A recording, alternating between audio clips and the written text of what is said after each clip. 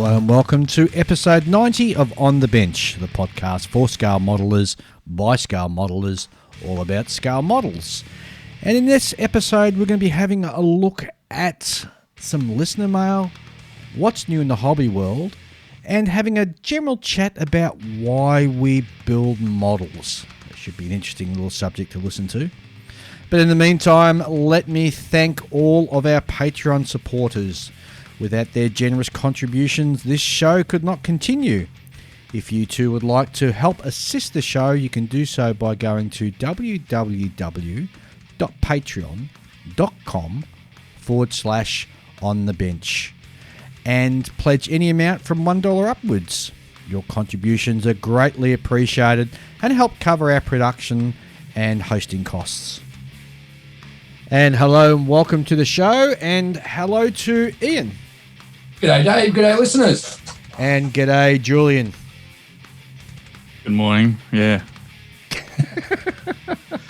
It's definitely morning. It's not too late. It's like 10:30 in the morning. It's not too early. It's not early enough for me to complain about, but it's early enough for me to feel hit in the stomach by it. If I was at work at the moment, I'd be nearly halfway through my day. Wow. Well, after yesterday's internet failure, hopefully this episode will work well. Yep. Unfortunately, I got hit with an outage yesterday as we were trying to start recording the show. So we're back for take 2, and hopefully we'll get through the entire show. So, Ian, what have you been up to since the last episode? Actually, not a great deal. Still plodding along very slowly on the Edward P51. Came across my first obstacle with the kit build so far, and that's the inserts for the machine guns. They're like a panel that inserts into the leading edge of the wing. Either I had a slight problem with my construction, or they are a little bit too thin. So I need to build them up a bit to get them to conform with the wings. See, I'm kind of thinking that sort of thing doesn't really fit well most of the time on any kit. Yeah, it's one. I mean, to me, it's P47 has that separate as a separate piece, or has that style of putting together. Yeah, it's still not that great a fit. I mean, it's better than most, but it's still not good. And even in like 30-second scale kits, like I'm pretty sure the P47 that Trumpeter do for in 30-second scale, the same thing. You know, a lot of like difficult cleanup around that area. But other than that, the kit's been an absolute joy to build. I've had no dramas at all. It's all just come together really nicely for me. For last weekend, I had my birthday and decided to buy myself a birthday present. So now I'm the proud owner of the Revell 132nd scale Supermarine Spitfire Mark II Iron Maiden edition. I my Iron Maiden Spitfire to go along with my Motorhead Heinkel. Yeah, that'll just end up in the stash. You'll never build that. Oh, yeah. That's just a collector's item, isn't it? Oh, it is now. Julian, what have you been up to? I just, building the various kits that I've got, just to sand a bit on this car kit and glue a bit on this armor kit. I kind of have been thinking about ships lately, actually. Oh, yes. I noticed that a sale popped up recently, and I was cruising around. I basically just jumped on there. I looked around for ships, and then I left. I can't explain it. I guess it means I'm thinking about ship models, but there is some. Yeah, I mean, I'm generally looking for like some of the ships that I would. There aren't many ships that I have an interest in, but the ones that I do have an interest in, I do, occasionally do a scan for and see if there's anything going on within reach. I'm not going to, go for some extreme out of the way thing, like ordering from Europe or something like that. So if something was to tickle your fancy, What would it be? Well, I don't follow any particular genre or particular military or anything like that.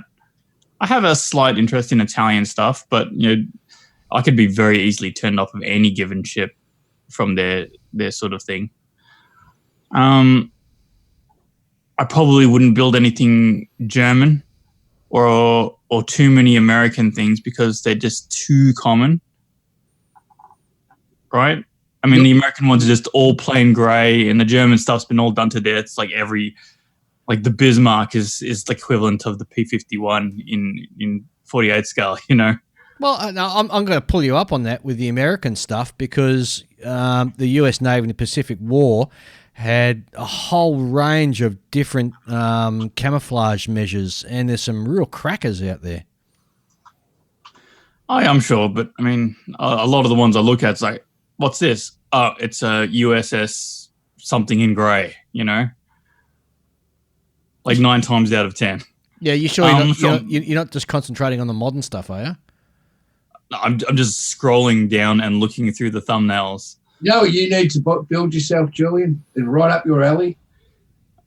Okay, what's up my alley? Circular warship, the Novgorod. What's this thing? The Novgorod. I don't know what this is. I'm not familiar enough with ships. Basically, the ship's like a circle. It's a saucer. It's round. It's not like a long cigar shape. It's a round ship. And I might add a spectacular failure in design and execution as well. It's so unusual. Absolutely unusual. I don't necessarily need unusual. I mean, there are just certain things that just interest me. Like, there's the what you call it, the that Japanese seaplane tender. Oh, the one that Hasegawa's got it in 1/350 scale. Yeah, apparently it's a super rare kit that goes for an enormous amount of money. It also comes with a couple of Emily flying boats. Yeah, but apparently I saw that there's a company. What was it called? Like someone like Snowy Model or something like that. I don't know. Don't quote me on that. But they're bringing it out in resin in 1/350. All right. In 1/250 or 1/350? 1/350. That'd be an expensive kit in resin. Oh, yeah. I think it was something like $700. Mind you, you're paying nearly that now for the Hasegawa kit. Well, that's the only reason why anyone would bother making it in resin, right? Because you can't get it. Yep. And also the photo etch on it looked like you wouldn't need any aftermarket. Yeah. And that would seriously offset all the costs, wouldn't it? Yep, everything's in the box. Yeah, that's true. I mean, if you can get it all in one hit, because as Ian and I both know, if you just sort of buy the base kit and you start adding all the aftermarket stuff on, like barrels, anti-aircraft guns, photo etch, you can end up spending 2x, 3 times the original amount of the kit anyway. Oh, yeah. But I mean, it's definitely something. I mean, this effect of having like everything you need in the kit, and it's saving you money, is more pronounced in ships than any other genre, I would think, because just the aftermarket just costs too much. I think Edward are pretty clever with the way they package that. So, you get your resin bits and your photo etch bits with your aircraft. So they've got that down pat pretty well. And certainly I reckon a lot of other modelling companies could take a leaf out of their book. Yes, but at the same time, I think Edward's probably the only ones that can pull it off because they have the background in aftermarket. And if you just flood the market with every manufacturer trying to do it, a lot of them just wouldn't get sold because some people don't want that. A lot of the casual buyers don't want that. Well, then that's. I mean, I think we've spoken this before. Then to my mind, the modelling companies should offer 2 types. They should offer the a base model kit, and they should offer an enhanced model kit with all the goodies in it. Well, if you look at Tamiya, they have a lot of kits that don't have any photo etch, but some of their kits have photo etch for them. Yes. You know, for example, the swordfish in 48 scale. I Yeah. The problem is you can never find that photo etch when you want it. Because they're not a company that primarily deals in aftermarket type stuff. But Jamie's the same. I had that when I did the Shikaku to get all the photo etch I had to use for Jamie's photo etch. And some of that stuff is so hard to find and so crazily expensive for a single sheet of photo etch. I wouldn't do it a second time. Yeah, exactly. You got to be there are just some things that are unless you're Eduard, I wouldn't bother. You know, let Eduard do the Eduard thing, and you know what they're good at. Yeah, I mean, like you got to consider the spot in the market that they take. You know, Tamiya is a broad mainstream manufacturer, and you know, to an extent, Revel, Atelieri, these companies are designed to go like very, very broad. They cover all the different types of subjects. They cover all the different countries. That's why it's not good for them to over specialize. Yeah. Very good. Well, Dave, yes. what are you working on? Oh, I'm going absolutely nuts on my Horizon Models Mercury capsules at the moment, and I'm absolutely like a pig in a pigsty. I'm loving it. They're great kits. I've completed one capsule, which is what they call the boilerplate one, which is just sort of the experimental one that they whacked on top of a rocket to send up to test that. And I'm doing 2 other Mercury capsules in which the astronaut was actually inside. Just about, I hope to finish them today, actually, so I can then put them aside and then start working on the Apollo lunar module. Because I've got my... Do you remember I said last episode I was talking about I've ordered some... Yeah, some... gold leaf and silver leaf, yes. So that's arrived. So I'm really keen to sort of start testing that and see how that works out and whether that experiment's going to work. And in fact, I got an email in from somebody. Who was that? It was from Macross Lucina, who comes from Brazil. And Macross wrote in and said that he would successfully use gold leaf sheet on his Dragon lunar module landing kit that he built a couple of years ago. And he said it looks great and it still does after 3 to 4 years. Although he was actually worried about it oxidizing, which gold doesn't oxidize. So I'm a bit wondering why he did that, because he ended up soaking it in future to protect it. But so yeah, well, I'm really keen to sort of crack on and have a go at that.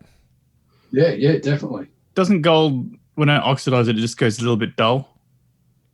Well, like it loses its sort of shininess? I don't think gold loses its luster, and that's the whole reason why gold is such a valuable and highly prized sort of metal.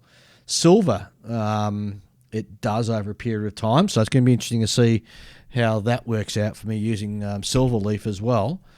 So yeah, I don't know. We'll have to wait and see. So that's what silver I've been. What's wrong with silver leaf? I was just thinking, like, you know, if you wanted the silver look, you don't necessarily have to go for silver leaf, do you? I mean, it's part of the reason why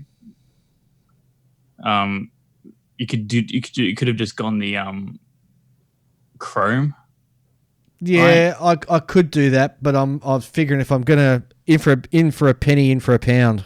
So we'll just see how it goes. You know, I was watching this video about this car. I think it was a car that was formerly owned by Liberace, or rumored to be formerly owned by Liberace. Yeah. The whole car was gold. But then when you got up close, it was actually just all covered in squares of gold leaf that were like, I don't know, 10 by 10 centimeters. Oh, wow. Wow. So it wasn't like, you know, nicely painted gold or actually gold plated. It was just little tiny sheets of gold leaf all over it. That looked horrible up close. Yeah, it would. Yeah. It would. It didn't look that great. It didn't look that bad either. Oh, jeez. All right, well, shall we get on with have a look at some listener mail, because we've got quite a bit to get through, and it's a lot of people in writing in, which is really great. The first one comes from Jamie Adamson, who writes in, "Good day, benches," or as Julian would say, hello. I appreciate the shout out in the last episode. Plus, I love the subject matter, what I wouldn't build. I would have to say that a figure bust that I'm currently building building the 148 Tamiya Sky Raider as a toilet bomber. In context of that particular subject, I have to include the pilot. No matter the level of the build of the aircraft, the figure is going to make it look like a toy. Oh, and since Ian is good with building crappy kits also, would you be interested in a crappy kit build-off? Thanks to all you guys, and keep up the awesome work. That's from Jamie. I don't think we need to get into a crappy build-off, do we? Well, the thing is, most build-offs over the years have been crappy build-offs, right? Yes, I guess so. Oh, see, I used to do that with one of the old clubs. I used to have a competition called Build-A-Bitch. And, basically it was like, find the worst kit in your stash and put it in the pile, and everyone has to pick a card, and if you get that kit, you got to build it. Yeah. But now, just looking at my collection, I don't have many crappy kits left. Good. Keep it that way. Crappy kits are a waste of time and a waste of stash space. Sometimes you got no choice, but next email comes from Sean Vale Rhodes, who says, "Greetings, gents, from that paradise of plastic, that mecca of modelling, the great Commonwealth of Virginia." I thought he was going to say Japan. No, Virginia seems to be the hotspot of modelling over in the US. Anyway, he writes, "Just got finished with your latest podcast, and as usually never fail to deliver great fun and great info. Definitely need to check out that 148 scale Hurricane Mark II you mentioned by Armour Hobby. First of all, some housekeeping from an episode a few months ago. A group of modelers should definitely be called a complaint. Julian, don't let them ride you too hard, bud. You stay your usual stoic self and make the vroom vroom sounds in your head." He goes on, "Dave, I was really interested in your idea of using gold leaf, silver leaf on the upcoming Apollo lander project.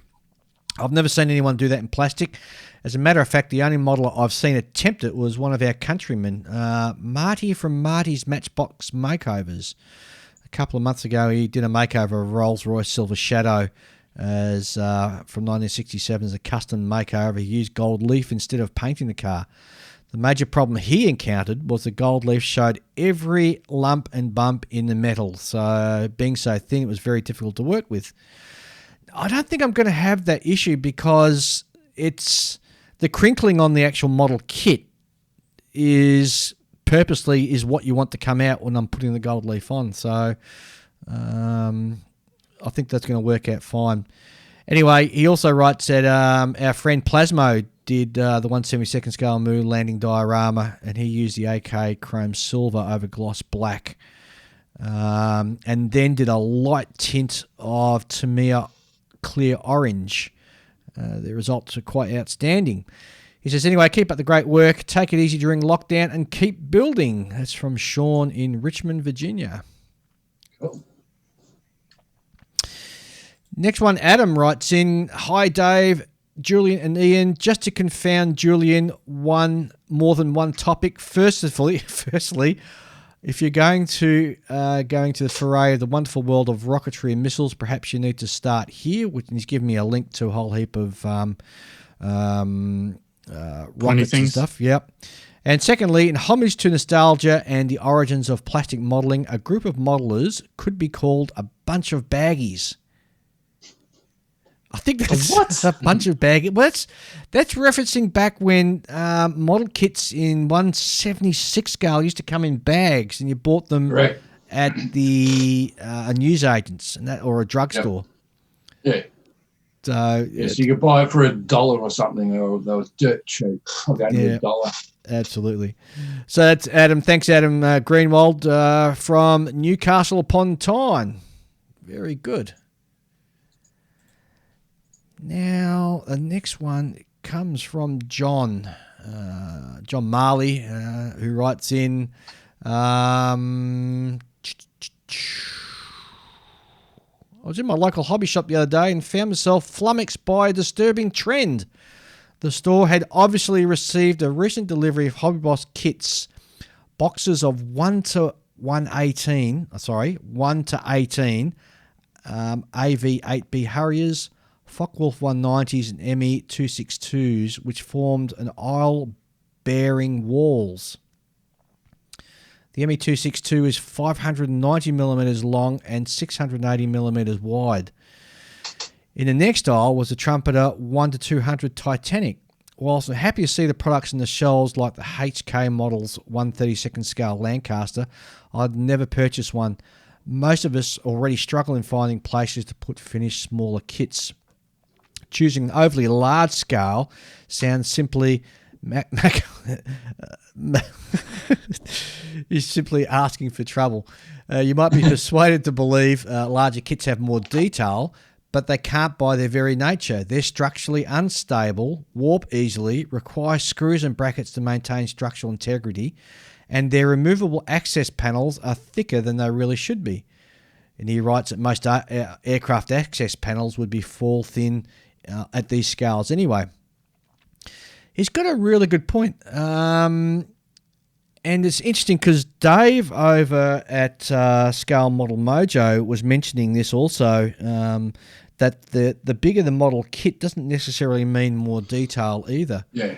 And that's why he's quite happy sort of sticking with God's chosen scale, which is 72nd scale. So, yeah, what do you guys think?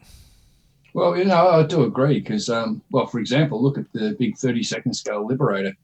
Those engines look like they belong in a 172nd scale kit. Yeah, the details very true. Just not there.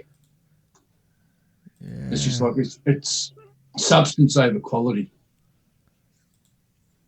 See, because you can see more details in 32nd scale and larger, there's kind of an expectation that it has to be of a higher quality, but it doesn't necessarily meet that quality unless you prepare. Especially like there's less options, there's less models, and what models there are in 32nd scale aren't, unless you're going for the Tamiya ones, they're usually not that great either.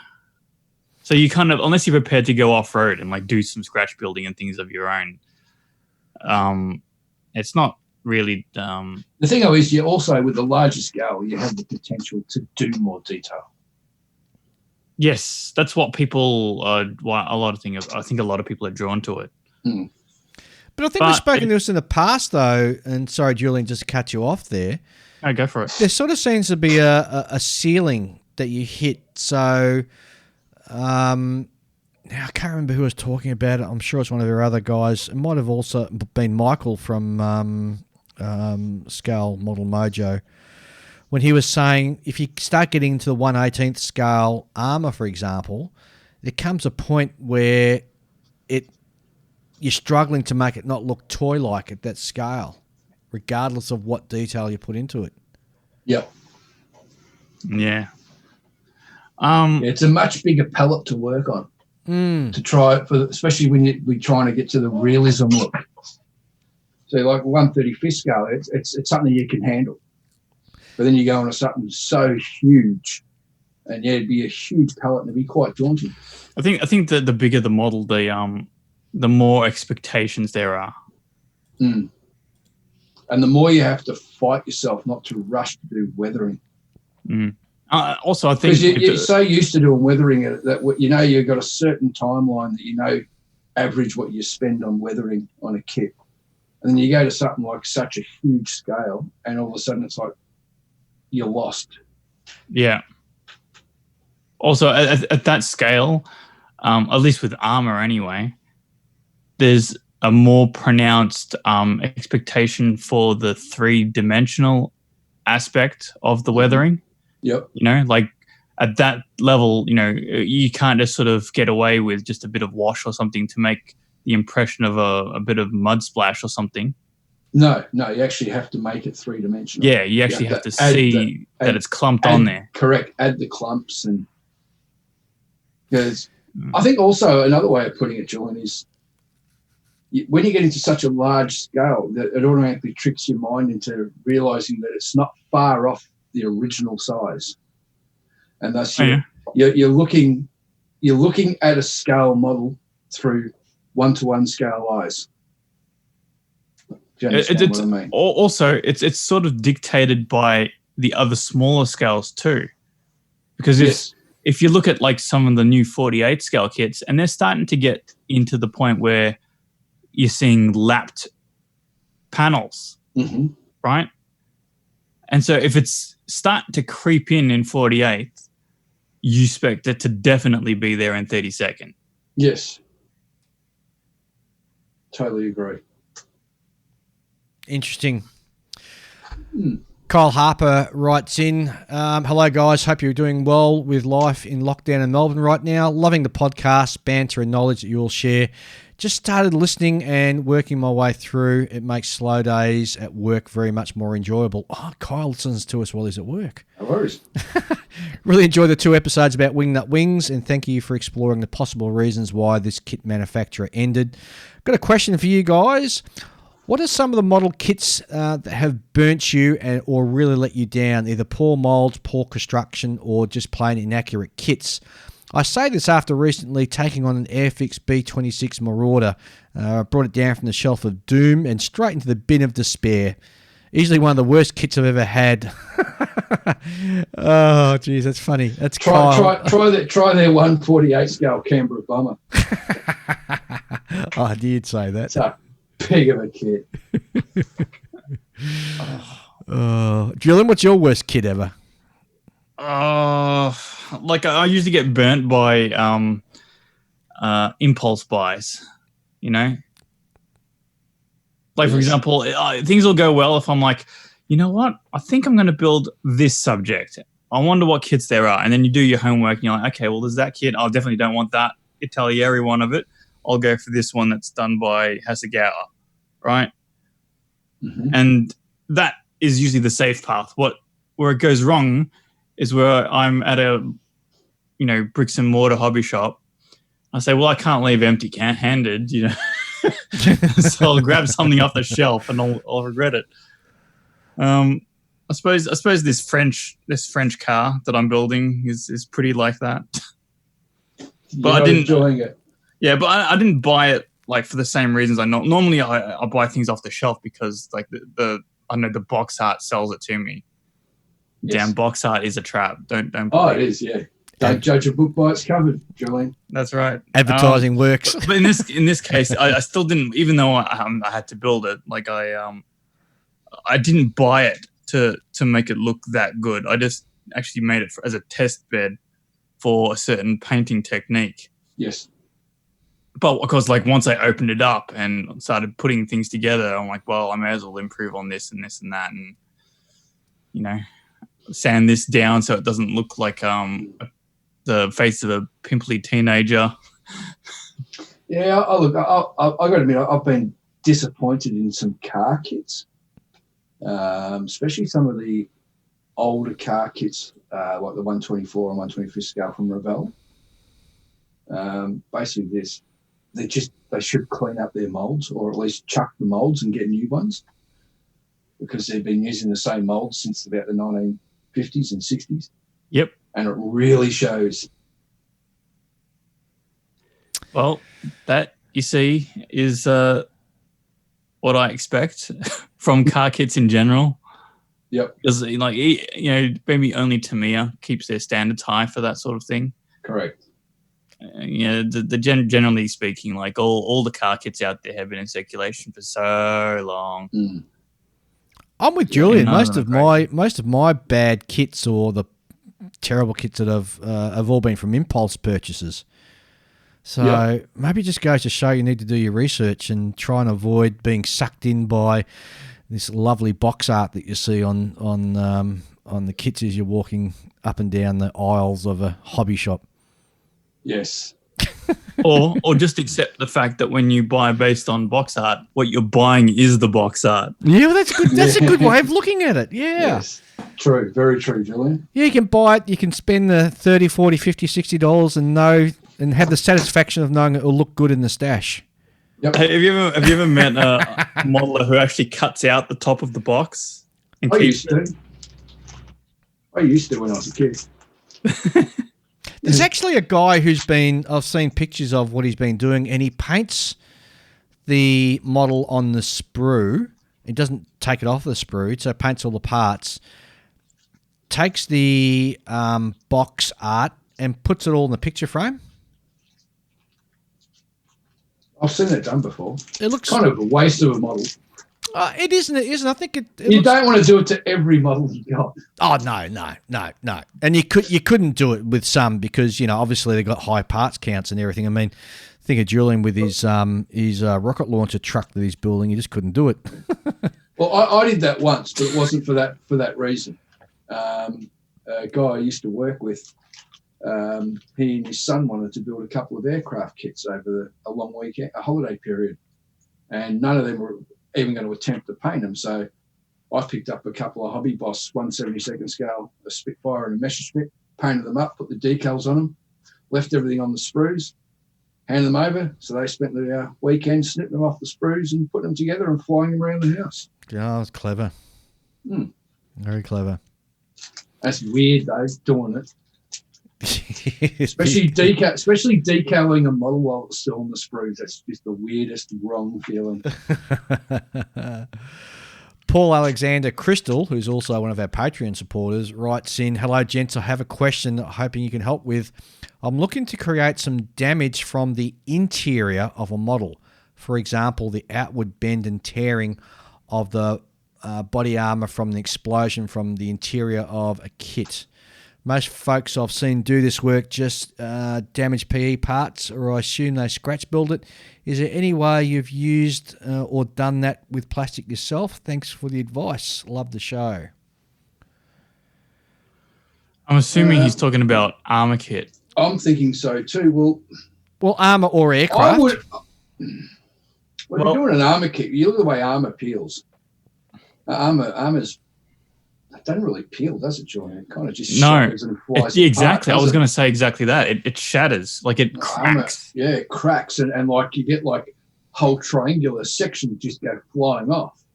Yeah. So there's no like a bend or anything. I suppose that because most of them are cast, so that would be the cast cracking. If it's like rolled steel and then flattened, then you probably get bend. It's hardened. It's hardened steel, it's but more not brittle. all components are hardened steel though. Yes, like stuff like your guards and that. Yeah, they're going to be bent. You'll be able to. They'll curl and bend. Aircraft, the other hand, they're renowned to bend and buckle and curl because they're aircraft aluminium. But to actually do it, if he's doing armor and he's doing like a major explosion from the inside, there's no bending or buckling. Just cut out big triangles and fling them around. Yeah, I mean, like they got more in common with a sheet of glass than anything. I mean, you'll see like big sheets. Like for example, if like one side of a tank is still there, you'll see a big hole where like a big portion of it missing, and then you'll see like two pieces that are still attached to the tank and a big crack that runs down between the two of them. And usually, and how many times have you seen photos of like German armor after it's exploded, and what's always missing? The roof. Yeah. That roof section always blows off. What about aircraft? Yeah, aircraft. Aircraft, you need to really thin the plastic sections you want to bend. Then you need to like cut your bend shape out, and then I suppose heat it in some hot water and slowly curl outwards your little triangular pieces you cut. That's the thing. If you're going to bend any kind of plastic, you want to heat it slowly and control the temperature very carefully with, say, hot water. So don't put fire near it. No, because you're just going to just melt it. because it won't move, and then suddenly it'll move and become like goop, you know? Yeah. And for example, you're on a 48 scale aircraft and you don't want to go that, just cut that panel out, get an old Coca-Cola can, use that as the panel and bend that out. Yeah. I have fairly high standards when it comes to seeing like battle damage like that on aircraft, unless it's just a hole that's punched through it. Yeah. When people try to attempt large things like, say, sections of wings breaking off mid-flight, or crash-landed aircraft. My problem with it is that it's not just superficial damage, like peeling of the outer skin. There's also like huge structural damage, right? Oh, yeah. You're going to see like the entire wing has been like compromised structurally, and you never see that done properly. It's always like, oh yeah, the internals, all the main spar and everything is made of indestructible adamantium or something. It's just snapped off clean and that's it. No bending, no buckling. Yeah. I really take my hat off to those modelers who can actually pull off showing destruction and damage to a model, because you've got to think of the scaling of the material you're working with, especially aircraft and say 72nd scale or even, 48 scale, for example. Trying to get the realistic thickness of the aircraft skin and then having that in such a way that it looks damaged, well, wow. And, the amount of work that must go into sort of planning that and as well as, sort of pulling it off is just, it just boggles my mind. Yeah. It's an art form. Yeah. There are also certain like details that are near impossible to replicate. Like if you look at like the sort of rib structure inside like the wings of a plane, and how they've got those distinctive holes through them, right? Those holes are not just simply cut out, they're punched out. So you'll often see like a curvature to the edge of the hole, and you never see that replicated in scale. I mean, there's never any need to. You'd be able to do it, though. Yeah, it'd be difficult. No, not really. I reckon. I wouldn't. Very slightly larger drill bit. Very slightly and very lightly countersink the hole you originally drilled. Oh, it depends on the side that you're seeing it from. Yeah, well, that's it. You ain't going to see it from one side. Yeah. If you're looking straight into a wing, you're only going to see the side that's facing you. Stuff to think about. Hopefully there are better modelers than us that will try and pull that off. Hopefully there will be better modelers than us who know what they're talking about. Absolutely. Mark Box writes in, and Mark hails from the beer and cheese state of Wisconsin. Yay. And he writes, hello, David and Julian. Just wanted to comment on your last podcast. No offense to the new generation of modelers, but as an old plastic hack's opinion of what I'd never build has to be the new Gundam genre. I guess I'm one of those who likes representing the facts of the world versus the fantasy of the world. Just my opinion, of course, as I enjoy keeping history alive and learning from it. Not saying my mind can't be changed, but if I do go down this path, I'll be more likely to build it damaged and weathered. Maybe somebody could change my mind on this new generation of modelling. I have, however, witnessed many talented artists who can pull it off and give my utmost kudos to them all, but I don't think I can get into it. Anyway, looking forward to your next podcast, especially the 100th show. Keep up the excellent work. And he's also sent some pictures of his latest builds, which is a Zero and also a lovely warship as well. Thanks for that, Mark. Yeah. Well, I did my one and only ever Gundam. Yes, you did, but you were kind of forced into that, weren't you? And I know it now lives in Canada.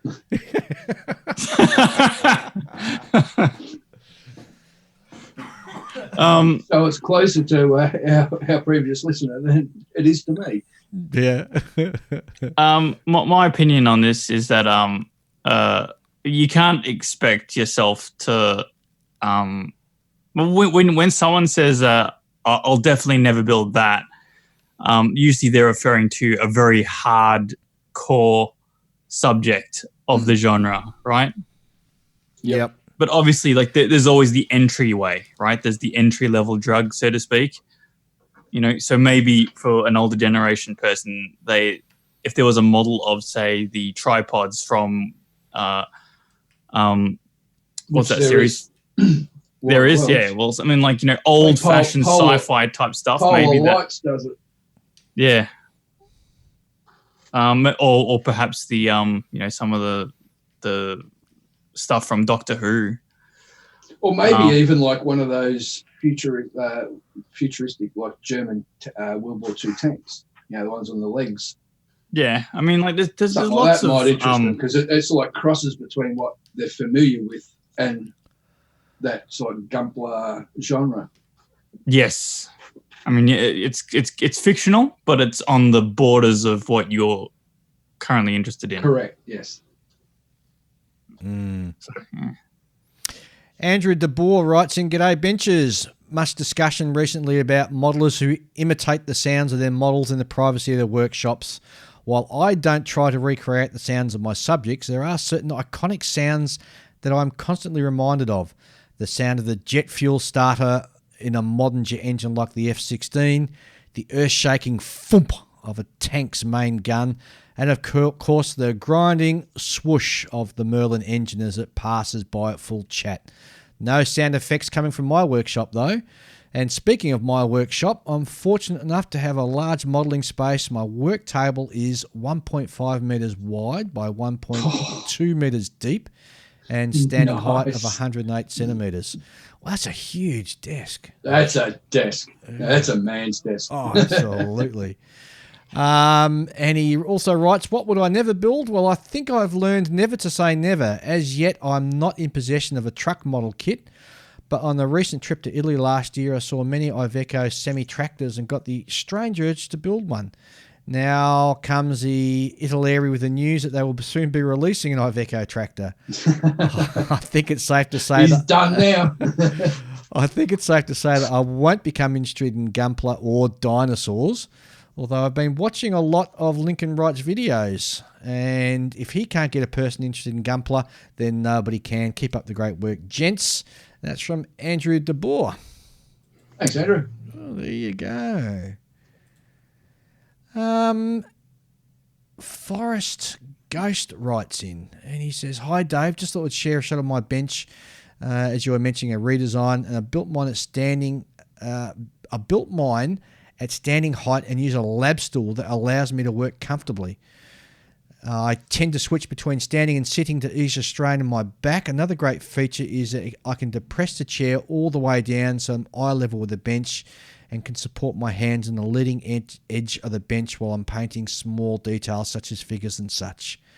Ooh, yeah, I'm Has he got a photo of it? Yeah, he does. He sent a photo of it. And, more and more, I'm getting to the point where I'm really keen to rip out my entire build room and start again with a stand-up desk, because, especially when I'm working with that really fine detail, I think it's going to be really good.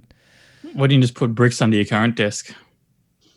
To try... Because it's not the 1980s and he's not living in a university dormitory. Yeah, but he doesn't know if he's going to enjoy it yet. Well, it's going to be funny if he moves his that huge desk out, puts a new one in that he's bought, realize, oh, this isn't as cool as I thought it would be, and then he has to move it back in. And I can guarantee I know that desk is not a light desk. Yeah. That he's got. Yeah, it's not a light desk at all. It's made of solid wood and it's heavy as buggery. So it's a big desk. And you know what? To take it out and take it apart, because when I fitted it into my room, I used Good as Nails, which is like a special wood glue, and with screws as well. So the only way that thing is coming... So it wasn't good. It wasn't good enough that it was as good as nails. Yeah, to have nails and screws. So the only way that thing's coming apart is with a large hammer and a saw, I think. So, and I'll never be able to get it out of the door of the of my room because it's too big. Yeah, so I'm gonna have to bust it down. Yep. Anyway.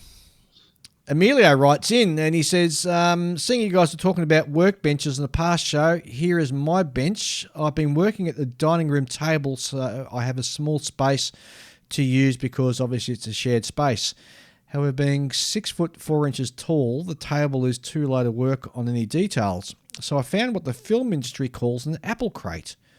It's just a wooden box to put on top of the table with my cutting mat on top. This lifts the work to a comfortable level without having one of those expensive stand-up, sit-down desks. Well, there you go. I'm thinking about that. That's actually a good idea. I was thinking, looking at my bench while we're talking, I'm looking at my Mustang sitting there completely surrounded by tools and paints and glues. And yeah, I might get a little box and put it on top of my desk and put my Mustang on it so it's sitting up high and away from all my tools. Yeah. Good idea, Emilio. Thank you. Ed writes in, and Ed hails from New York State, not New York City and not Virginia, but definitely New York State. After listening to your discussion episode 89 on models you would never consider building, I thought I'd add my thoughts on the subject. I appreciate your experiences and skills you have developed over the years building models. As you progress from beginner to master modelers, you develop your own sense of how accurate you want your model to be against the real thing. I agree that if a modeler desires the most accurate representation they can achieve, then the use of lowest level kits will never be a consideration of theirs. As a new scale modeler, I contend that these lower level kits are the perfect ones for beginners to use. These kits are typically obtained for relatively little money, i.e. a Revell 148 F4U4 kit on clearance at a local craft store for only $9.99. My point is that these are inexpensive. Some may call them cheap. Kits are great beginners kits to help them learn how to use airbrush, alclad metal paints, decaling and weathering, and the list goes on. Well, he's got a really good point, hasn't he? You got any thoughts? I prefer the standard to be a bit better. At least for fit. Like, I don't care about the detail. Like, newer modelers don't need detail, but they should at least not have to fight the thing for good fit. Yeah. And it doesn't have to be like super high level fit, like Tamiya. It just has to be like close enough, like it's, if you see like the kind of thing that's offered up as the old Airfix starter packs and stuff like that, it's discouraging to younger modelers. Yeah. Yep. Good points. Whereas those Hobby Boss 172nd scale aircraft kits, 12 pieces. Yeah, I mean, one piece fuselage, one piece wing. For a kid that's starting up for the first time, to be honest, any easier. I think that probably like a good like starter kit for kids these days, apart from the price, perhaps, would be like something like Meng's P51. That's all snapped together, but everything fits together reasonably well. And it looks good. It's got nice panel lines and things like that. Yep. That's an extra, but I mean, if they'd cut down on the panel detail and things like that, I'm sure they could have produced it for cheaper. Yeah. Jeremy Reese writes in, greetings from Oregon, USA. I just discovered your podcast and I'm addicted. Very informative and entertaining. I used to build models as a young child. I'd twist pieces of the sprues by hand, never painting anything, and get tester cement all over my fingers and everything, but still enjoyed myself immensely. I'm much older now and have gotten back into the hobby more seriously. So my question, aside from the obvious, what sort of general advice would the adult version of you tell the inexperienced youth version of you if you could go back in time with regards to scale modelling? Thank you very much, Jeremy Reese, I should say, from Wilsonville, Oregon. All right, first thing I'll tell myself, Ian, that kit's going to be there tomorrow morning. I used to rush through models so quick. Oh, same. And it showed. And it really showed. And that's the first thing I learned. It's the first thing you'll start learning when you get older. is patience. These things take time. It's nothing for me to let paint sit for a week before I touch the model again.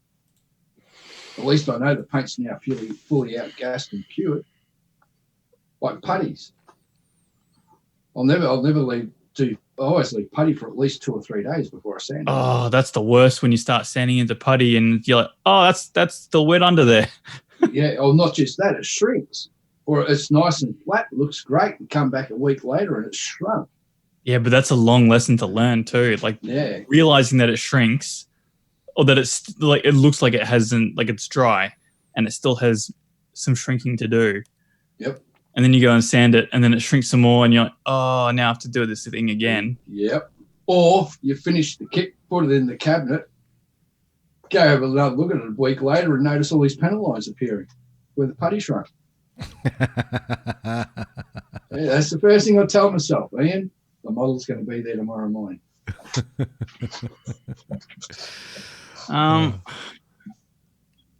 So it was what was the question? Was like what would adult you tell young you? Oh, young. Okay. That's an interesting one. I'm not. Yeah, I mean, you can't tell kids to not be impatient. They're always going to be impatient. Mm-hmm. That's just the nature of the beast, so to speak. To be honest, I would go the other way. Rather than giving like cautionary tales, I would say, look at all these other things you can build. Right. Yep. Expand your knowledge, expand your I'd say, well, here, try this ship kit. Here, try this car kit. Rather than just stick to the one genre. Yeah. Yep. Broaden their horizons, dazzle them with the wonder of the hobby, so to speak. Yeah. Because you don't know, you might stumble into something that you're going to absolutely fall in love with. Yep, that's what I would do. For me, it'd be a complete waste of time, the older me going back and talking to the younger me, because the younger me knew everything, and I'd just be looking at the older me thinking, what's this old fart going on about? He doesn't know anything. I'll just look at the older me and go, oh, life hasn't been kind. Yeah, I know. Oh, God. Andrew Mills writes in and he says, "G'day, Julian and his judgmental uncles." That must be me and you, Ian. Yes. Beginner question number 3. How do you plan a build after choosing the subject? I recently started the 135th Leopard and got myself in a tangle with the 3 kit options, add-on resin and modifying the kit to suit an Australian subject. Thanks for keeping the podcast going, Andrew Mills. That's a really good question. Well, you have to pick your goal, right? Yeah. So if you're just building it out of box, pick the scheme. That's the first thing you're going to do. Because you don't want to start like gluing things on and then go, oh, I've glued this thing on, but I really needed to glue the other thing on because now I want to do that version. That's not, that's not going to help you. Yeah, I know. I'm the same. Like I will build a kit on a particular subject. It'll be a particular aircraft or a particular tank. I will do my research on that subject, see what I can find, and then go from there. I think for me is that I come at it from the angle of considering how I'm going to paint it, and that sort of dictates how I'm going to build it as well. Yeah, I mean, like that's why I said you should know which scheme you're going to pick. So once you know the scheme, that dictates which parts get used, what paint gets used, etc. When I start a kit, I don't want to hit any any sort of delays. Yeah, there's nothing worse than I've had that with a few of my builds. I've had to put aside for a bit because I've had to wait for this to come in. Yes, I wasn't happy with what the kit had, or it was incorrect to the option I was doing, or the version I was doing, and all of a sudden, hang on, I missed that, and have to order it, then have to wait a couple of months for it to come in.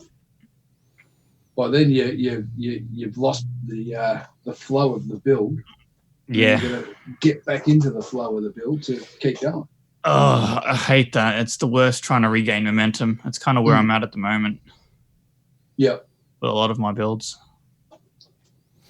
I think, having having started, shipbuilding was sort of, a big part of my sort of building, and you've really got to think hard about which parts you need to paint or do a pre-assembly and paint before you actually put it onto the kit. And that's why I'm always coming from an angle of, what if I put this part of the kit as per the instructions, will that hinder me or make my life hell when I come to try and paint that particular part of the kit? So that's why I say... it's the same counts for rigging. Yeah, absolutely. Rigging ships. First thing I learnt, work from the inside out. But I think Julian also knocked the nail on the head too, is really have a clear goal in mind, particularly when you get different variations of that you can build out of the box. Have a really clear sort of vision and understanding of what it is you're going to build. Yeah. All right. Next one. No, Chris Globuski wrote in, and I've already answered him. It was a different one. Here we go. Andrew Armstrong. Hello, Benches. I was excited to find your podcast a while back when I was getting back into the hobby, since I don't get to model as much as I'd like, although the lockdown has helped with that. I love getting my modelling fix on my commute into Manhattan. I thought I might tap into your experience when it comes to ship modelling. I'm very slowly working on a 1/350 scale USS Iwo Jima from Trumpeter. I was on the ship back when I was in the Marine Corps, and my brother gave it to me as a gift. I've put it on pause a bunch of times to practice decaling, painting, and finishing smaller parts. My question is this: I have the well deck and hangar built and painted, but I'm hesitant to install them. Once I put the hangar over the well deck, I'm pretty much blocked off. That would be tough to put in vehicles, etc., etc.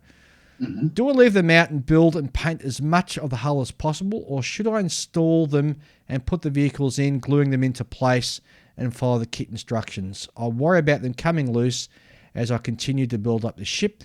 Thanks for your help, and keep the podcast coming. That's from Andy in Centerport, New York, USA.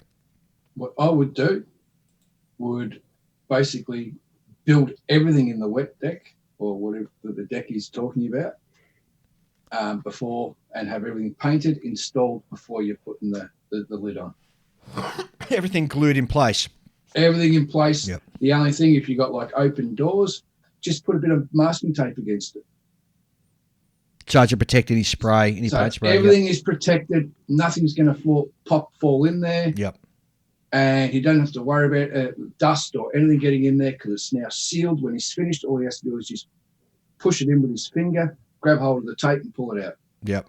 If you need to mask cavities, you can mask them to some degree using foam. Yep. Just cut a block of foam up into whatever shape you need it and make it oversized so that you can just squish it up, put it in the hole, and then let it expand and fill it. Yep. That's another good way of masking things. It'll also help prevent things falling out to some degree. Everything built and finished before you put the lid on. Yeah, exactly the same. I'm with you, Ian. And glue it down with a glue that's so the parts don't sort of come flying off and rattling around. So if you're doing the well deck of the Iwo Jima, which I think is a LPD off the top of my head, and glue all the parts and put all the tanks in there, have them all painted up and the armoured vehicles, and glue it all down, and then thank you very much and seal it up. But you may consider, before you're taking that step, are you going to illuminate the inside of the well deck so that it can be seen once you close it all up? Because once you close it up, you're going to hide all of that detail. It's very dark in there. It gets dark in there, doesn't it? So if I could suggest perhaps doing some Google searches on YouTube of similar sort of ships that have been built by other modelers, and see how they've done lighting inside. That may be something you want to consider moving forward. Yeah, because lighting kits now are dime a dozen. Yeah, and absolutely. they're all just plug and play now. Yeah. So it basically, you dictate where you put the lights, and everything's already wired together. Yep, exactly right. All right, well, that's it for listener mail. Thanks to everybody who wrote in. And, of course, if you want to get in touch with us, you can do so by sending an email to onthebench64@gmail.com. Love hearing from you guys and certainly enjoy listening to some of the questions that you have. And I'm sure those questions are also questions that other listeners have in their mind as well. Correct. All right, I think we'll have a quick break to hear from one of our sponsors, and we'll be back to talk about what's new in the modelling world. The Scale Modeler Supply.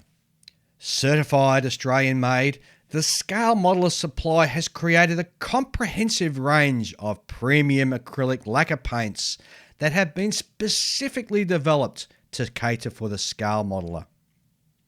Designed to use straight from the bottle, SMS paints have taken all the guesswork out of airbrushing. Simply shake the durable glass bottle and pour and spray for a fast-drying and extremely durable result. The ever-growing range of SMS paints will suit all types of model builders, be it military, aircraft, train, car, science fiction or Gunpla. SMS premium acrylic lacquer paints will have the colour to suit you. The Modeler Supply is also your one-stop shop for all weathering, brushes, masking, tools and other accessory needs. SMS paints and tools and accessories are available either directly from their website, www.scalemodeler.com.au, or through stockists across Australia, New Zealand, Singapore, and the USA. And as a special bonus exclusive to our On The Bench listeners, you will get 10% off your next order by using the promo code OTB2020 when ordering direct from the Scale Modeler. So go now to www.scalemodeler.com.au and place your order. We know you won't be disappointed. Okay, and we're back, and we're going to be having a chat about what's new in the modelling world. And first off, just as a teaser, I've got some exciting information to talk about at the next upcoming episode, which will be episode 91, about awards for modelling. So I'll just leave that teaser there. You'll have to tune into a next episode to hear more about that one. But it's certainly a very exciting initiative, and we're pleased to be able to be part of that. So stand by for more information in our next episode. It's so secretive, Julian, and I don't know what it's about. I don't want to know until it actually happens. Next one is I need to let everybody know about an exciting new website, which is called the Scale Model Paint Masks. And Scale Model Paint Masks is a site dedicated to providing a repository of downloadable paint mask files for scale modelers, driven by and for the scale modeling community. They cater for any genre of scale modeling in any scale and of any era. Members are free to upload their designs and download other members' designs and contribute to discussions on the forums.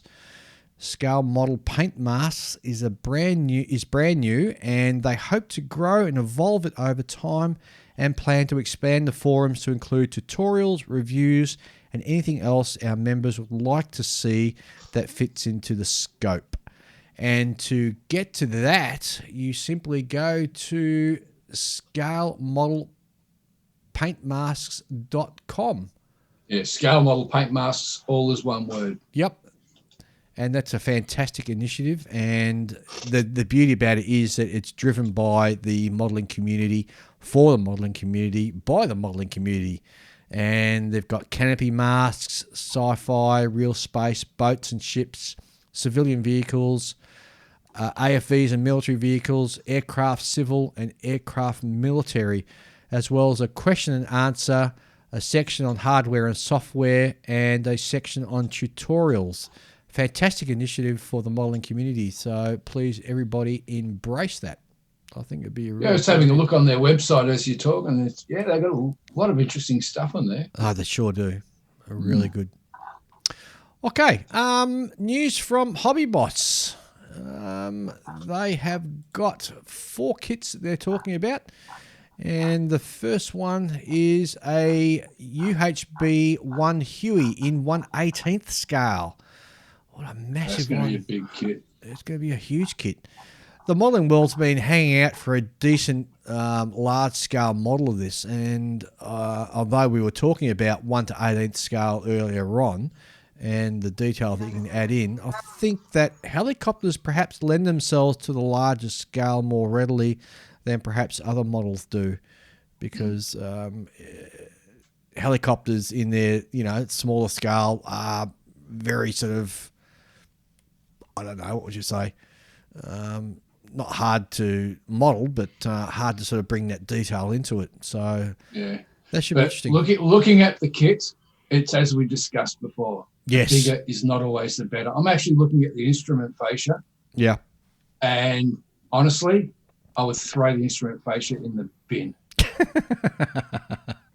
It looks disgusting. Yeah. It is just, someone just grabbed a whole heap of squares, glued it on, drilled some holes in it, chucked a few buttons on there, and that's it.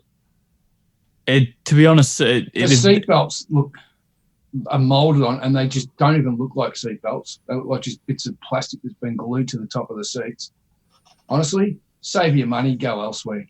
Well, it's the kind of thing where, like, you would, in this scale, you would definitely go for aftermarket, right? And, I mean, is it me, or does the canopies look frosted? That looked very clear to me. They don't look very clear to me either, but it may be better when you actually get it. Hobby Boss canopies aren't bad. They're not bad by any stretch of the imagination. So it may be just the way they appear in this photo. But it's a basic kit. Yeah. Very basic. I mean, if you were just going to build it without any aftermarket improvements, then you're building a toy. Yeah, you're building a bit of a toy. Yep. But if the company's gone to all this effort to produce it in that scale, why not take that extra step and, as Ian said, and have the seats with the seat belts done in detail that warrants the scale that is being manufactured in, as well as, say, the instrument panel. Why not take the extra little step rather than this sort of toy-like representation that we're sort of seeing in the parts here? Yeah, I mean, and looking at the parts, it doesn't look like it's got a very high part count either. No, it doesn't. The kit consists of 110 parts, which for a 1/18 scale Huey, that's not many bits. You'd probably get as many bits in a 48 scale Huey, if not more. The actual, like, sort of fuselage and tail portions, all the body work doesn't look too bad actually. It's a bit weird though that if you notice that the tail portion is a click in. Yeah, you can put it in and then remove it kind of deal. Yeah, and you're gonna have to glue all these plug holes in too, because everything's screwed together. Oh yeah. There's holes all over it for screws to go in. Yeah, all over on the left-hand side of the fuselage. And it's all raised rivets all over the. Oh, that's going to be terrible. Yep. No. I was trying to be optimistic, but no. That's a toy. Sorry, Hobby Boss. You made something for a 5-year-old. Yeah, that's actually a toy. Well, the next one from Hobby Boss is a Leopard 1A5 main battle tank in 1/35th scale. This one looks to be a lot better than what their helicopter is. Much better. Hey, it comes with photo etch. You think in 1/18 scale they throw in at least a sheet of photo etch? It's a total of 13 sprues, which also includes the upper hull, lower hull, and turret. There's copper cable. 570 parts. Yes. Although a lot of those are the individual link tracks. There are 160 parts. 160 of them. Just so it still leaves you 410 parts. Next up is the PLA Navy Type 039 Song Class submarine in 1/350 scale. I'd grab this because I'm a submarine builder, and I am, but it's not my era. I've built quite a few of the Hobby Boss submarines, and look, they go together quite well. No sort of major issues. Yeah, same. I think their photo, which is a bit iffy. Yeah. I remember, was it the Surkov? The photo, which was just, they went too thin. Yes. You couldn't use the photo edge, any of the photo edge railings because, you just breathed on them and they buckled. Yeah, exactly right. What's your opinion of the photo etch propeller? Yeah, photo etch propellers I like. If you work them properly and polish them before you bend them, they look great. Okay. Yep, I agree. And it looks to scale too in 1/350 scale. It works quite well actually. I'd like to see more manufacturers actually do that in that scale. I think it'd be quite cool. Oh, it actually has a plastic one anyway. Yeah. Yes. If that's not for you, you know. Yep. Oh, next from Hobby Boss in 1/35th scale is a US Air Force XM706 E3, which is a four-wheel E2, Dave, not E3. E2, thank you, which is an armored car. Which pretty cool looking little armored car.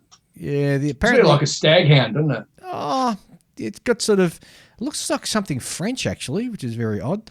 Apparently, it's supplied to the US Air Force for base protection purposes and post-attack reconnaissance against munitions and EOD use. It featured no turret and had an open top center parapet.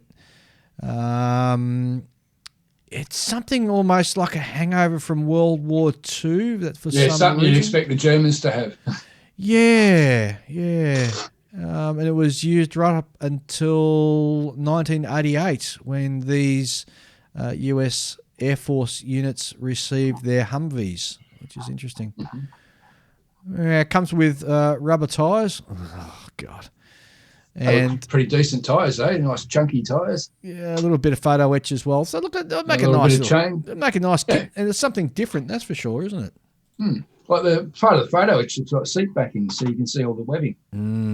True. That's quite nicely done, yeah. Italeri. Well, 3 out of 4 ain't bad. Italeri have announced a BMW R80 GS 1000 Paris-Dakar kit in 1/9 scale. Oh, I love watching Paris-Dakar rallies. I reckon they're awesome.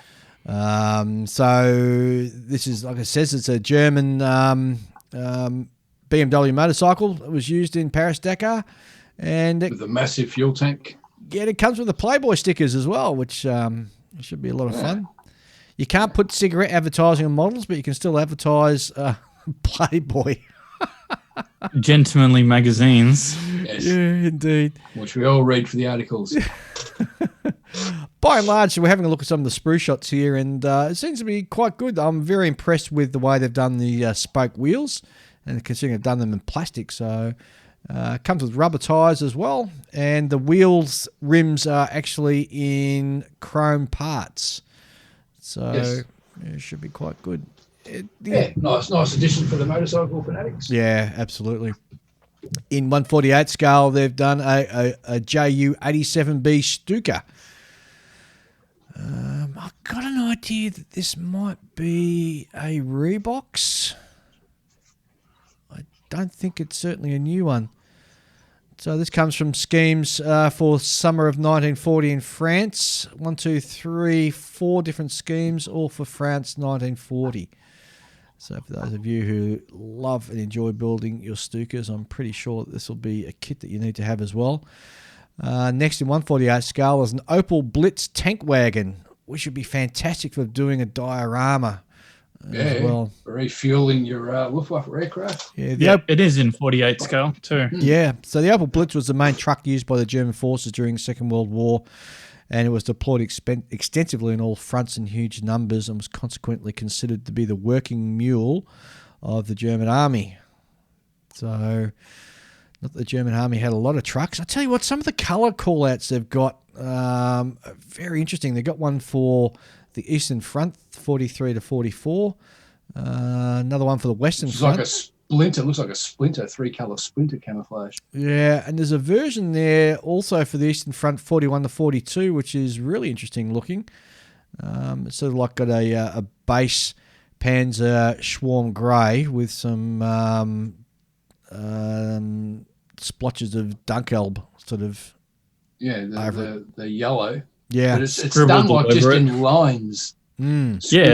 Yeah. Long, like squiggles, but long lines, just really messy, like a drunk person's hit it with a spray can.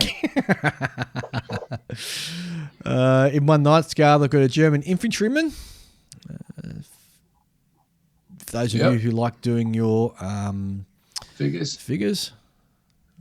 And in 1/72 scale, they've got a 15 centimetre field howitzer, a field gun. You know what? Yep, that's for the wargaming folk. Yeah, comes with little it comes with the figures. Yeah, figures that have little round square bases, so that you can stand them up properly on your wargaming table. It's nicely detailed, though. It looks quite. They've done a good job on it. Yeah, absolutely. And for 72 scale, the figures look pretty good. Mm. We have some information from the Falcon. Oh. And the Falcon writes in. So aircraft for this fortnight, aircraft looks like Roden are stepping into the position vacated by Wingnut Wings. They have announced that they are working on 3 new 1/32 scale World War I kits. The first one is going to be a SPAD 13. About time someone's doing that. An Avro 504.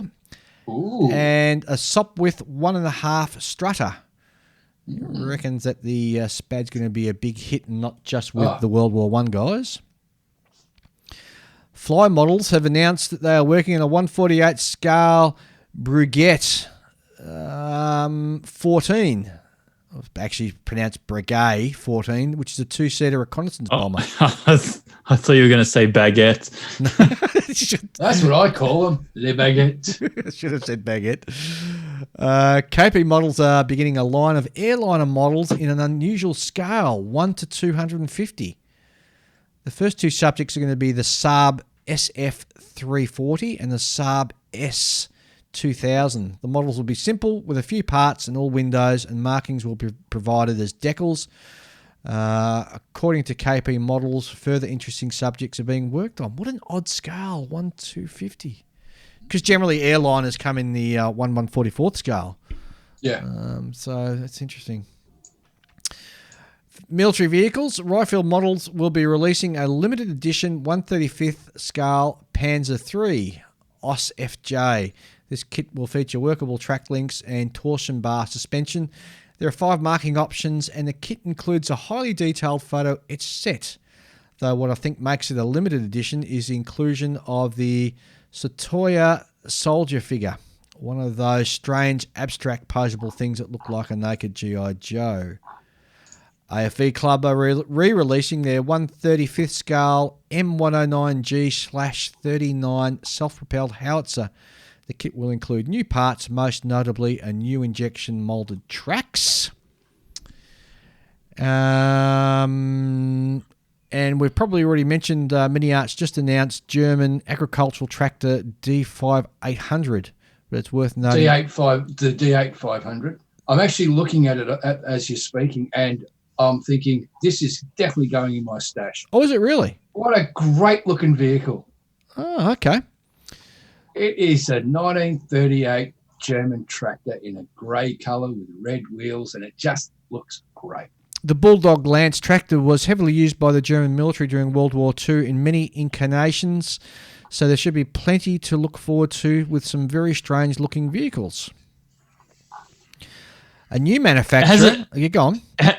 It's a bit, but like this tractor is a bit between like old-timey like steam engine, and sort of what you would expect for World War II. Yeah, it's got like these big bulges at the side of where the engine sits. Yeah, it looks very diesel punk. Yeah, it looks, especially the exhaust system with this little hatch. It just looks amazing. I love it. I've got to get one. A new manufacturer, Garbuzz Models, have announced that they will release a 1/72nd scale MAZ 200 truck. According to Wikipedia, it was built from 1947 through to 1950 and was the first diesel-powered Russian truck. Well, there you go. Tamiya will be releasing, I should say, a 1/32nd scale kit of their M110 self-propelled howitzer. Be warned, it is a reboxing of the Italeri kit, not a new tooling. Don't know if Tamiya are going to be including new parts of the kit, but they usually add something new to these releases. I don't know why Tamiya is sort of going down that track and releasing stuff that Italeri have done. It just doesn't make sort of sense to me, but anyway. Ships, being a ship guy, you'll probably have already heard this one, but if you haven't mentioned it already, Verifire's next ship will be a 1/350 scale model of the World War II IJN Tahio aircraft carrier. Wow. Ooh. Wow. Now, that is very exciting news. Now, didn't you buy the Verifier? I got the Missouri. Missouri, yeah. And I recommend that kit to anyone. It is, looking at it in the box, it looks freaking amazing. It's a great kit. Bit pricey, though, aren't they? Yeah. What is it these days? That's when it comes to ship models. That's very true.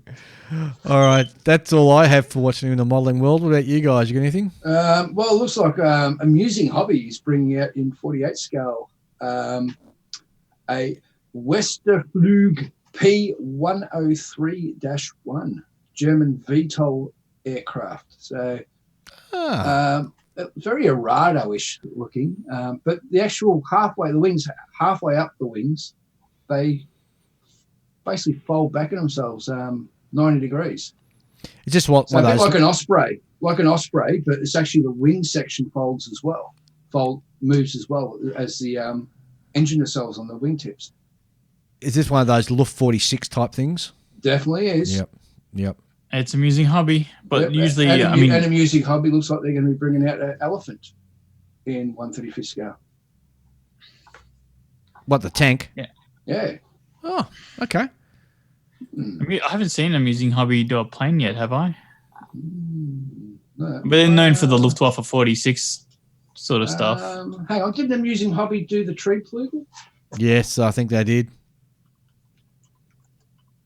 I think they might have. They certainly do a lot of paper panzers. Yeah. So, yeah, it's what they're known for. Yeah. Oh, more power to them. At least they're building stuff or putting the stuff out that obviously there's an interest out there, or they wouldn't keep sort of pumping this stuff out. So, good on them. Yeah, no, they did the Triebflügel. Just had a look on their website. Ah, right. There you go. Yep. That doesn't surprise them. Very good. All right, we'll have a short break to hear from one of our other sponsors, and we'll be right back having a talk about why we model. Fine Scale Modeler is the world's most recognised and essential magazine for modelers, and is available in all good newsagents and newsstands, or wherever you purchase your magazines. Alternatively, go to their website www.finescale.com and subscribe to either a print edition or their digital edition. Go now. Go to www.finescale.com. Okay, and we're back to have a bit of a chat about why we model. Why do we actually model? What do we get out of it? What sort of led us into modeling, and how it sort of helps us in our sort of everyday lives. And I guess I'll kick off the discussion by saying that even from a very young age, I was always interested in military stuff and also interested in building stuff. I well remember when I was a wee young lad that you used to get really tiny model kits that used to come in cornflakes packets. And they would be like, because it was during the sort of space era in the late 60s when I sort of was 5 or 6. Space era. I thought you were going to say Pleistocene era. Oh, good on you. You idiot. I would, I'd reach, my mum would buy the packet of cornflakes, and I'd rip the packet open and reach right in and pull out the little plastic kit. It was very simple, and just sort of snap it together and then try and eat. Everything came in a little bag, didn't it? Yeah, then I'd try to eat the cornflakes as quick as I could to sort of force Mum to go and buy another packet so I can get the next one. So that's my earliest sort of memories. And then, of course, as I got a little bit older, With kids up and down the street, we'd go and buy cheap Airfix and frog kits and sort of build them in our own sort of in our own sort of childish way, and have great big sort of war games on the out in the yard with firecrackers and all that sort of stuff. And then, of course, I discovered girls and cars and life in general. And I didn't really come back to modelling until about 1999, 2000, where I sort of rebought another kit. And for me, it was a way of just sort of going to my own little area and just building something that I enjoyed the look of or interested me. But I found that the secondary part of that was it sort of allowed somewhere for me just to wind down and relax. I find model building extremely zen-like. Even the frustrating parts, believe it or not, are particularly sort of relaxing. I don't know. What about you guys? Let's start with you, Ian. Me? Yeah. How I got into modelling. Well, not how you got into modelling, but why you actually model. What's the motivating factor? What's the driving force, and what does it represent to you? To me, as you said, it's relaxing. The satisfaction of starting off with a box of bits and stepping back and looking at something you've made out of just random bits of plastic that are in a box that are shaped as it should be. And I thought it's just a creative part. Just making something and just stepping back and going, yeah, that looks good. I'm happy with that. Can you imagine if you didn't have modelling, what you would be doing instead? It's a bit of a hard question, isn't it? Probably playing computer games or something silly like that. Who knows? Yeah. Who knows? Probably have a lot more money in my bank account. Yeah, well, that's true. But if you weren't spending it on models, you'd be spending it on something else anyway, wouldn't you? Well, that's right, yeah. True. Too true. What about you, Julian? What's modelling for you? For me, it's like a lot of people will build for different reasons, right? Like I know some people who build because they read a book and they read about some particular pilot and they go, oh, that's cool. I want to build that guy's plane. I'm not one of those people. I just see a plane that I think looks cool or something that has a good shape to it, and then I was like, yeah, I want to build that. Yep. I can also be pulled into building things just because it's well engineered. Nothing like I don't care about part count. If it's 1,000 parts, it doesn't matter to me. As long as they go together nicely, I'll enjoy the crap out of it. Yeah. A lot of them are sort of technical challenges that I like. How am I going to paint this? Well, and then maybe afterwards I think, that was a big pain in the ass. I'll never attempt that again. Lesson learned. Yeah. But a lot of it is the actual modeling. Like it's not. I'm not motivated by the sort of adjacent interests, if you will. Like the actual modeling is what interests me, and I don't need to be motivated by necessarily the subject or necessarily who or any of the history around it. Sometimes I can be pulled in by stuff like that, but usually not.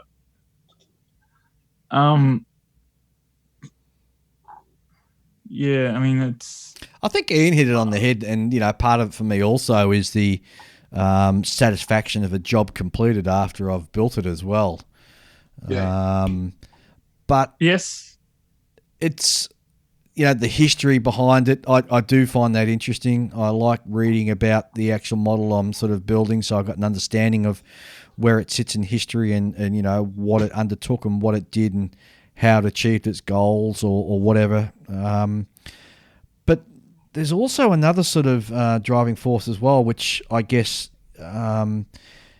is the camaraderie that I find in the modelling world as well. I've met some really great people and continue to hold them as very close friends who I've met through modelling. I have no doubt I'd probably do the same if I chose a different modelling subject.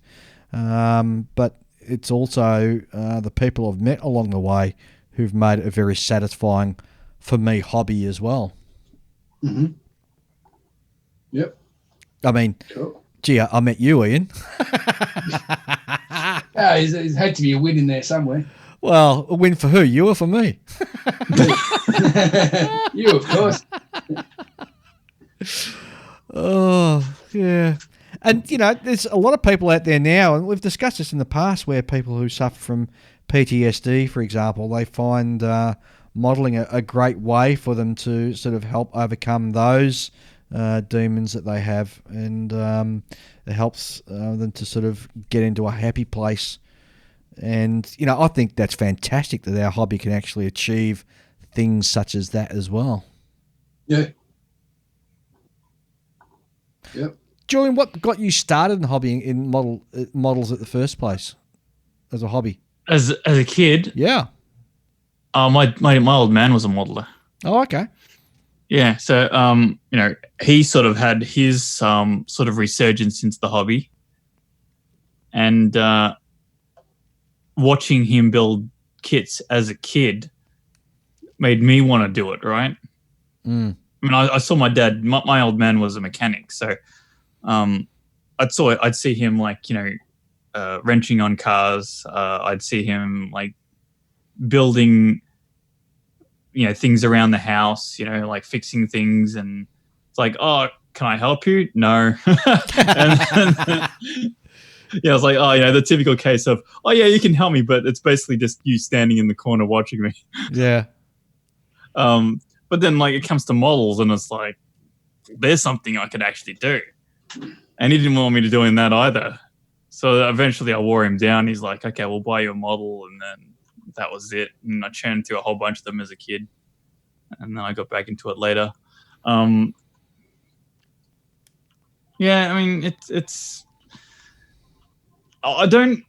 While I think it's a common story for having got into modeling as a kid is a key part of getting into it later in life, unless you're you're in the service.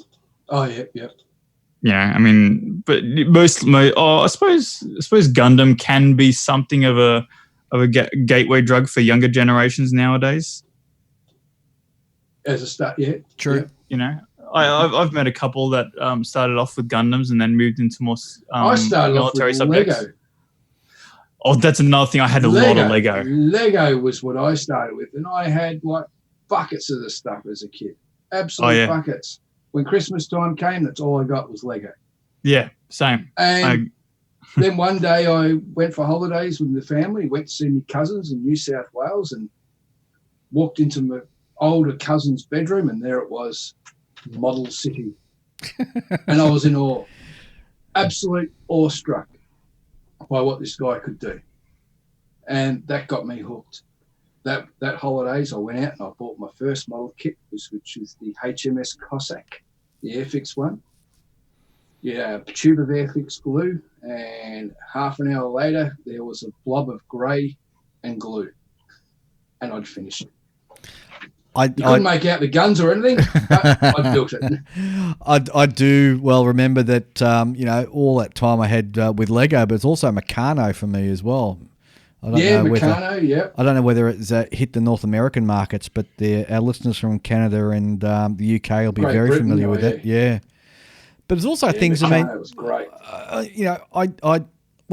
It's funny being in Australia, we were exposed to influences from the UK and also influences from the US as well. So, I remember TV shows that also inspired me, such as Bar Black Sheep. We had Combat, which was another TV show.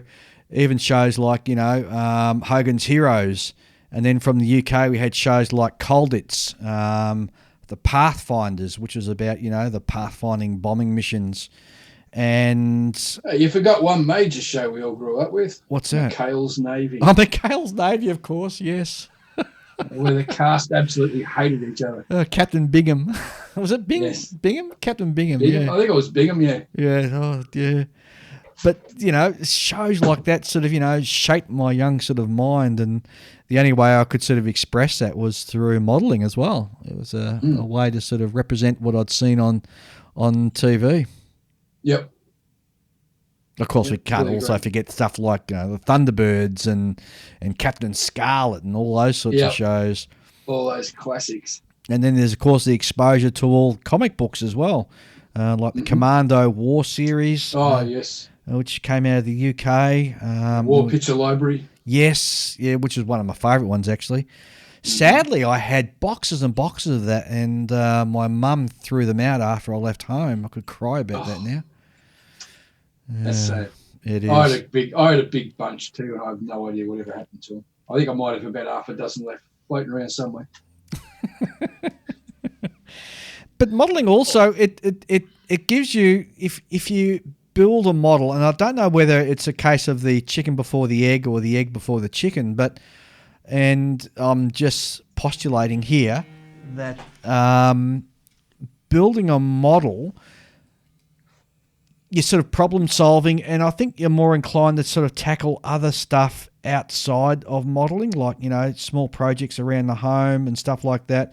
Julian mentioned that his dad was a mechanic, and while my dad wasn't a mechanic, he was of that generation where you just went and did stuff on your car. You didn't sort of, necessarily take it to a mechanic's. And he was also very inclusive of me sort of helping around the car, swearing at me when I handed in the wrong spanner and all this sort of stuff. But, I was there by his side sort of, helping him rebuild the motor when something had gone wrong, or replacing a gasket or something like that. And from a very early age, I was learnt how to change a tyre. And in fact, I carried that through to my boys, because I'm shocked by how many people can't even change a tyre these days.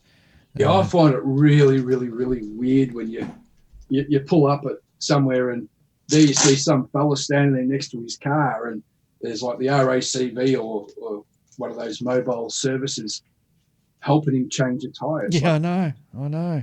Dude. Well, it's funny. Where's your man card?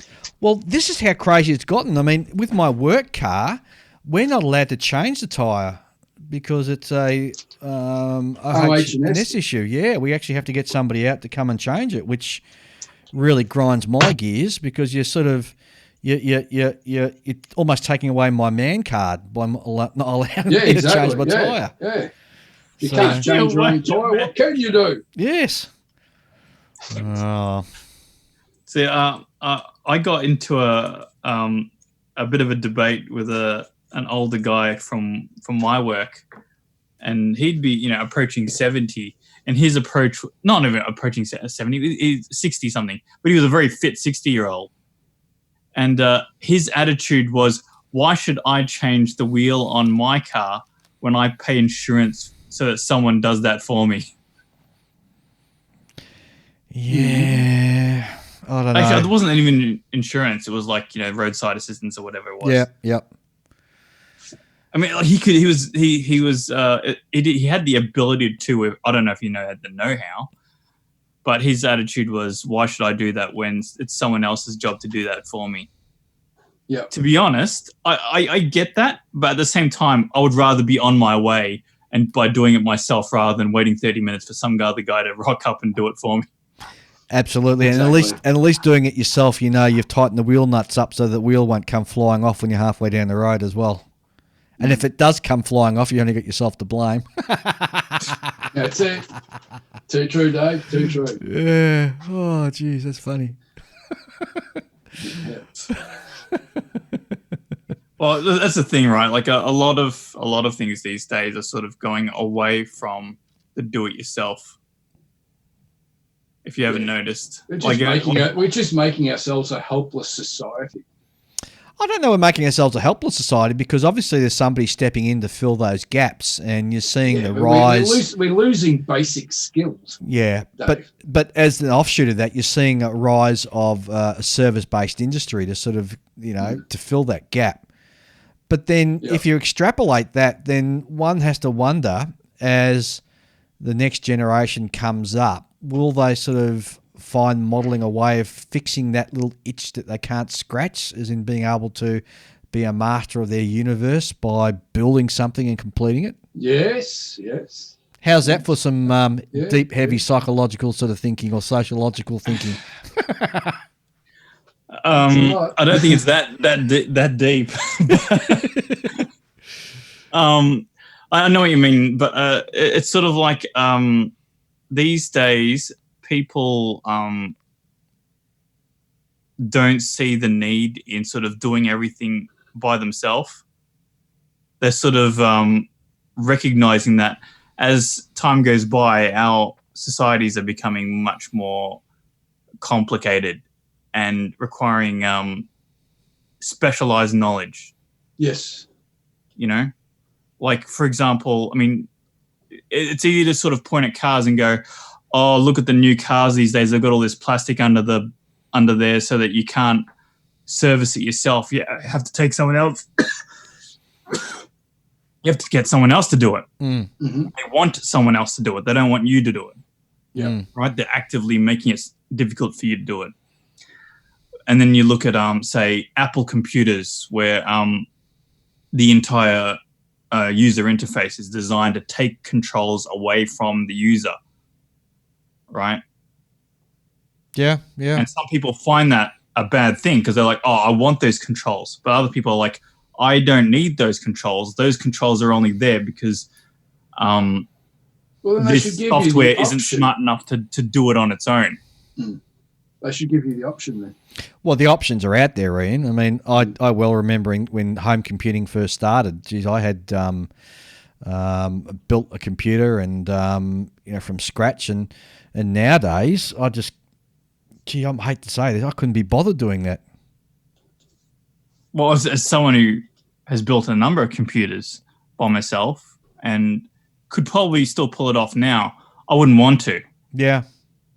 It's not worth it. Like, there's a guy out there whose job it is to build these things and to build them at a better, better than I can, right? And he's only charging me $50. I'll pay some guy $50 to do it for me. Yeah. While I, sit back and build models. Yes. Yeah. I mean, it comes down to things. We've gotten really off topic, by the way. But it's sort of still part of the whole thing, though, isn't it? I guess. All of these sort of things, the way society is going, and that it's getting so complicated that we're realizing that we can't do everything like back in the day. You can't just sort of go, oh, I'm a guy. I've got my hammer and my screwdriver, and I can fix everything from my car to my doors to windows, install lights, all that sort of stuff. Everything that I own, I can fix with these couple of tools. Mate, I totally agree. I remember I used to have a 1973 Fairlane that I could literally sit inside the engine bay and work on that big V8. Now I lift the bonnet up on my modern car and look in there, and I got no idea what I'm looking at. Well, it's not so much that. It's like you don't need to know. Some guy out there, it's his job to know. Yeah. Right? And the more time he spends on your car, the more time you can spend modeling. Yep. Doing other crap. I mean, this is all just the simple part of society about how we can't do everything. That's why society is made up of specialists who break up all the things that we need to do to live. And, did you ever watch that video of the guy who made his own hamburger from scratch? No. So he had a cow, he grew the crops, harvested them. It cost him thousands of dollars just to make this one hamburger. Right? Yeah. Well, geez, if he's using the whole cow for a burger, it's going to be a big burger. Well, that's the thing, right? I mean, that's why these things are broken up, and that's why $5 can buy you a burger, because we've broken the process down so that multiple people can do them at a more efficient rate. And that's how our society moves forward. Yep. And circling back, maybe that's why we're seeing the popularity of those large kits that Lego put out for like the Saturn V rocket, the Star Wars kits, the big sort of vehicles that they're producing now. Is that feeding an innate need that we have in us to be able to build and assemble things and then have a sense of satisfaction afterwards? Well, you're sort of touching on the point I wanted to get to, and that while society is sort of moving in that direction, at the same time, people want control over their own lives, right? Yeah. And so, like with COVID, people are realizing, rather than outsourcing my ability to go outdoors to like the local park so that I don't need to own a backyard. Now that COVID's happened, I really realized that having an apartment is kind of claustrophobic, and I wish I did have my own backyard. And there's been a recent sort of rise in the number of people who, rather than going off to buy a unit, will try to buy a house instead with a backyard. Yeah. People are sort of realizing that they actually want to be a bit more self-reliant and do things themselves rather than hand it off to someone else. You get that sense of, come back to that sense of accomplishment. Yeah. Yes. Not everything is being handed to you or fed to you constantly. You're doing something for yourself. Well, I mean, like this whole thing that I've been talking about the whole time, the whole efficiency of things in society, that's all well and good, but sometimes you want things to be less efficient on purpose. Mm-hmm. You know, like for example, the fact that we build these molds ourselves, that's not very efficient. It'd be much more efficient to pay some dude in China to do it for me. Yeah, good point. Good point. But I want to do it myself because that's the fun of it, you know? Exactly right. Well, I mean, there are people who build cars, you know, for fun. I mean, there's obviously they could just buy one off the rack at the dealership, but, you know, working on your own car, and that's an enjoyment that you can't get anywhere else. And it allows you to put a stamp of individuality on that car that you build, doesn't it? Yes. Whereas right. if you're just building it off the factory line, you don't. It's sort of the same as the other 100,000 cars that have rolled off the line. There's no individuality sort of stamped into it. Whereas with modelling, it allows you to sort of not only have that sense of satisfaction that you've done something and built something, you can also put your own signature on it by the way you finish it, by the way you paint it, by the way you decide which camo scheme to put on it, or the way you weather it, etc., etc. It goes on and on.